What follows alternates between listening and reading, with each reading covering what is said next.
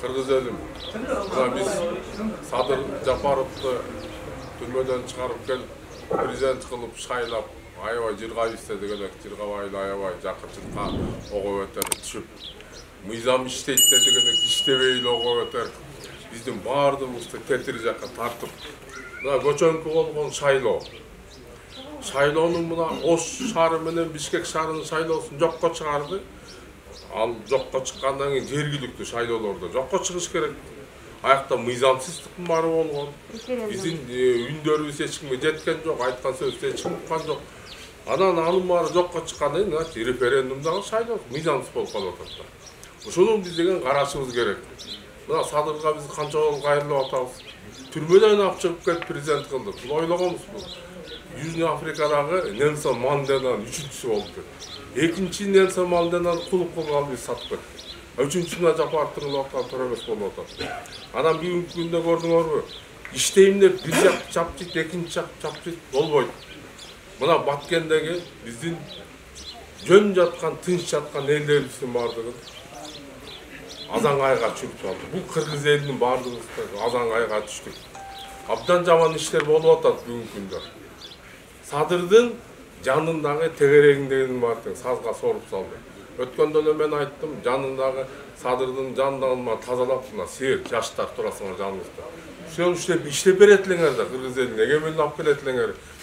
Мына азыркы 3-чү революциянын түздөн түз салган салым сердики болду. Аксакалыбыз бер жакта карап турдук, бар биз деле келдик. Мына эмне эле жаныңыздарда жүрөбүз. Анан бүгүнкү күндө дагы бул кайра биздин стратегический объекттердин баары менчиктештирем деп атат. Анда эмне эчтеке жок калабыз. Кыргызстанда эчтеке жок калабы. Кайра эле баягы уурулардын баары тегерегине жыйып алып, бул ойлоп атат. Мен ушулар менен жыргайм деп. Жыргабайт. Элди ууратып атат, эл кайра кууп чыгат. Ошого өзүнүн азыр алып баратат. Анан дагы бир айтайын дегеним, иллюстрацияны биз тез арада ишке киргизибиз керек. Жанындагы куда сөгүнгө, жора жолдошуңго, бир тууганыңго ууру кылды чабыш керек. Антпесек бизден жесткий мер принимать эчтеке болбойт. Ошондуктан мен азыр акылыңарга келгиле, эсиңерге келгиле. Садыр, мен сага дагы бир жолу айтам. Сен акыл эсиңе келгениң дагы, жана мэрис аспекттен инибизди чыгарып бер.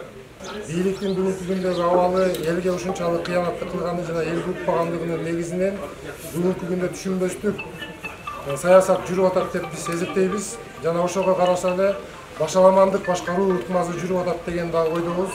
Ар бир өтүп аткан шайлоолор жана ар бир болуп аткан кыймыл аракеттердин баардыгынын этегинде эл өзү тараза көрүп турат.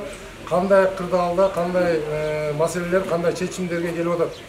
Кыргыз эли ар кандай сыноолорго биз себепкер болуп атабыз бүгүнкү күнгө чейин. Эмне себептен деп ойлойбуз? Анткени ынтымакка келбей жатабыз.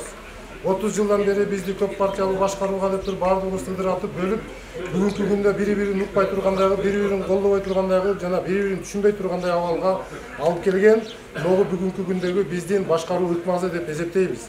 Ошон үчүн бул башкаруу ыкмасында отурган бир эле адам эмес, жана ошончо көптөгөн 30 жылдан бери келаткан саясатчылардын баардыгы ошол тизмеде деп эсептейбиз. Ошонун баардыгынын бүгүнкү күндөгү кыргыз элине кылган кыянаттыгынын негизинде абалыбыздын оордугуна, бүттүгүнө себепкер деп эсептейбиз.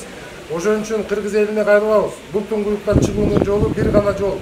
Баардыгыбыз ынтымакка келишибиз керек, элдик жыйын кылышыбыз керек. Түздөн түз ар бир маселеге, орчундуу маселелерге, жоопторго түздөн түз добуш берүү менен биз маселени чечсек, эч кандай кан төгүлүү болбойт, эч кандай бийлик алмаштыруу болбойт. Бийликти тизгиндейбиз, болбосо таза адам, таза жигиттерди, эл арасында жүргөн мыкты жигиттерди көтөрүп туруп, элдик бийликти түптөй турган убакыт саат келди. Андан ары элдин мүдөсүнө жараша иш алып барган бийликти биз элдик бийлик деп кабыл алышыбыз керек. Ошонун баардыгына эл себепкер, эл чечет, эл сүйлөйт, эл таразалайт.